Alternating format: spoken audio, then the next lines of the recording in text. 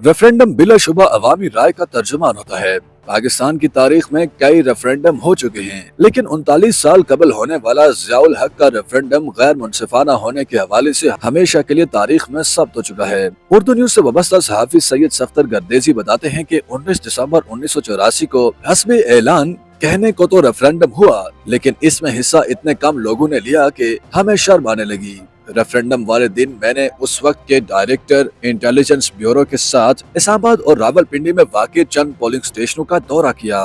वह सब सुनसान और वीरान पड़े हुए थे। आज से 39 बरस कबल पाकिस्तान में होने वाले रेफरेंडम का आंखों देखा हाल उस दौर के वफाकी सेक्रेटरी दाखिला रोहिदाद खान की किताब पाकिस्तान इनकलाब के दहाने पर में बयान किया गया है। चीफ मार्शल लॉ एडमिनिस्ट्रेटर और सदर पाकिस्तान ज़ियाउल हक की जानिब से अवाम से पूछे गए सवाल पर होने वाले रेफरेंडम के सरकारी नताइज में 80% अवामी शिरकत और 90% की तरफ से मुस्बत जवाब का ऐलान किया गया था। ज़ियाउल हक ने 5 जुलाई 1977 को मार्शल लॉ नाफिज करते हुए अक्टूबर में इंतखाबात का ऐलान भी किया था। 15 जुलाई को लाहौर हाई कोर्ट के जस्टिस मुश्ताक हुसैन को चीफ इलेक्शन कमिश्नर मुकर्रर किया गया। उनकी सरबराही में कायम कमेटी ने इंतखाबी निजाम वज़ा करके 2 अगस्त को इलेक्शन के शेड्यूल का ऐलान कर दिया। 18 अक्टूबर 1977 को एक ही रोज कौमी और सूबाई असम्बलियों के इंतखाबात होने थे, मगर 1 अक्टूबर को टेलीविजन और रेडियो पर खिताब में ज़ियाउल हक की तरफ से ऐलान किया गया कि इन हालात में इलेक्शन करवाना एक बदतरीन बहरान को दावत देने के मुतरादिफ है। ज़ियाउल हक के साथ 8 बरस तक चीफ ऑफ स्टाफ रहने वाले जनरल रिटायर्ड KM आरिफ अपनी किताब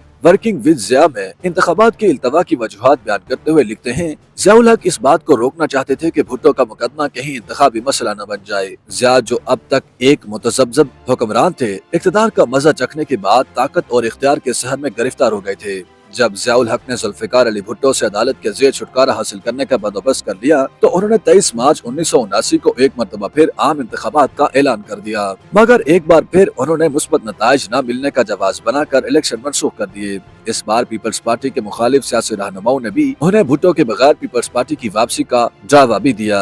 दूसरी बार इलेक्शन के इल्तवा ने ज़िया की शोहरत और साख को नुकसान पहुँचाया। उनके एतमाद और खौफ का जो ग्राफ पहले ही मशकूक था और नीचे चला गया। ज़ियाउल हक के chief of staff general KM Arif ने इन अल्फाज में इंतखाबी वादा खिलाफी के नताइज का तजिया किया कि 1984 तक ज़िया का जोश ठंडा पड़ चुका था। इंतखाबात से बार बार इनकार से वो अवाम का एतबार खो चुके थे। ज़ियाउल हक के सामने इसके सिवा कोई रास्ता न था कि वो सियासी अमल का आगाज करें। उन्हें हर लम्हा ये एहसास सताता था कि उनका इक़्तिदार अवामी ताईद नहीं बल्कि तोप के दहाने की मरहून मिन्नत है। इस एहसास से छुटकारा पाने के लिए उन्होंने 1 दिसंबर को ऐलान किया कि 19 दिसंबर को रेफरेंडम के ज़रिए लोगों से राय ली जाएगी। अगर वोटर्स की अक्सरियत का जवाब हाँ में हुआ तो इसका ये मतलब लिया जाएगा कि पाकिस्तान के अवाम ने मौजूदा हुकूमत पर एतमाद किया है। उस दौर के इंतखाबी कवानीन के मुताबिक वोट डालते वक्त शनाख्ती कार्ड दिखाना जरूरी नहीं था। ज़ियाउल हक ने अवाम को कायल और मायल करने के लिए मुल्क गिर दौरे किए।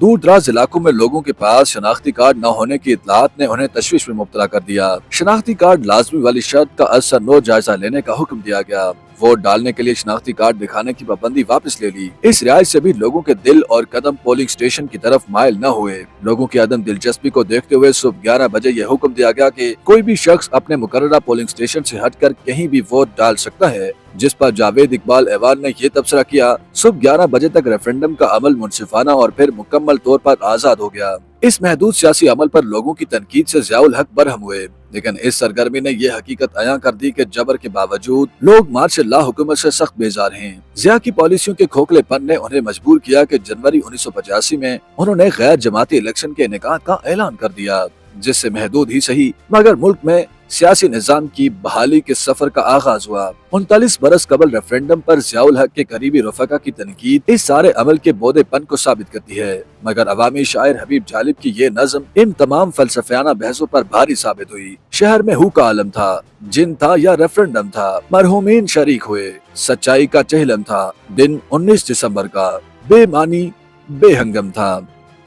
YouTube पर गूगली न्यूज देखने के लिए youtube.com की सर्च बार में गूगली न्यूज TV टाइप करें। गूगली न्यूज के पेज पर सुर्ख रंग के सब्सक्रिप्शन वाले बटन पर क्लिक करना ना भूलिए। YouTube पेज पर अपलोड होने वाली वीडियोस से बाखबर रहने के लिए बेल आइकन पर क्लिक कीजिए। आपको हर नई वीडियो के बारे में नोटिफिकेशन मौसूल हो जाएगा।